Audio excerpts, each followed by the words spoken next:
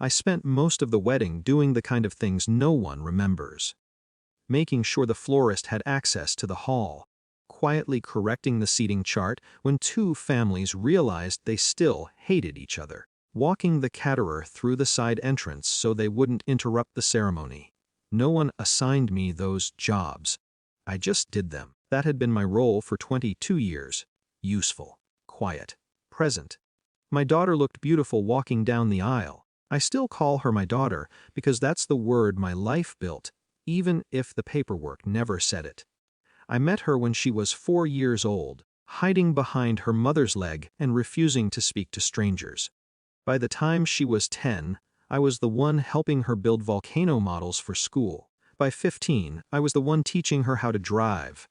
By 18, I was the one paying the first tuition bill. None of that needed a speech. I didn't expect one.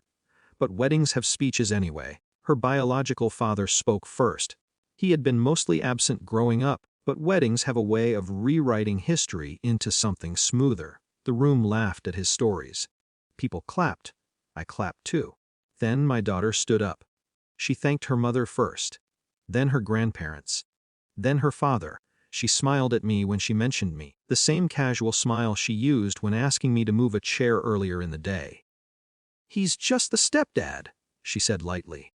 But he helped out a lot. The room made a polite sound, something halfway between laughter and uncertainty.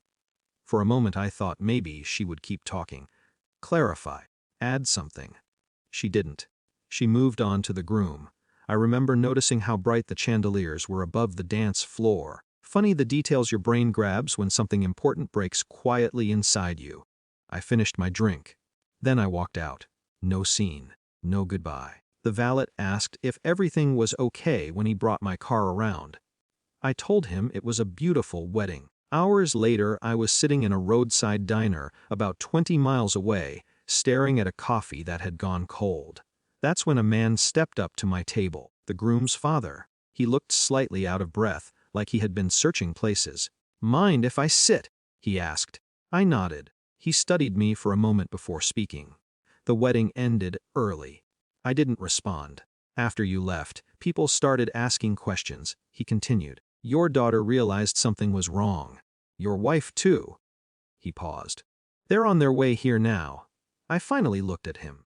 "I didn't tell them where you went," he said quickly. One of the waiters mentioned the diner.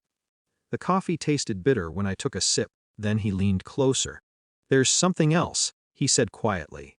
"Something they don't know." I waited. "I recognized you earlier today," he said. It took me a second to understand what he meant. Then it clicked. 3 months ago, my firm had approved the structural contracts for a massive commercial development outside the city. His company was one of the investors tied to it. We had met during negotiations. He had probably spent the whole ceremony realizing where he'd seen me before.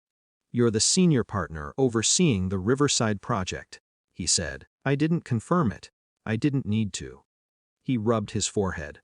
"If that project collapses, several of our companies go down with it." The sentence hung in the air. Then he said the strangest thing. "When they get here, please say nothing. Not don't retaliate. Not forgive them. Just say nothing." Headlights swept across the diner windows about 10 minutes later. My daughter came in first. Her mascara was smudged. Her dress looked wrinkled from sitting in a car too long. My wife followed behind her. They both stopped when they saw me. For a moment no one spoke. Then my daughter sat down across from me. "I'm sorry," she said immediately. Her voice shook. "I didn't mean it like that."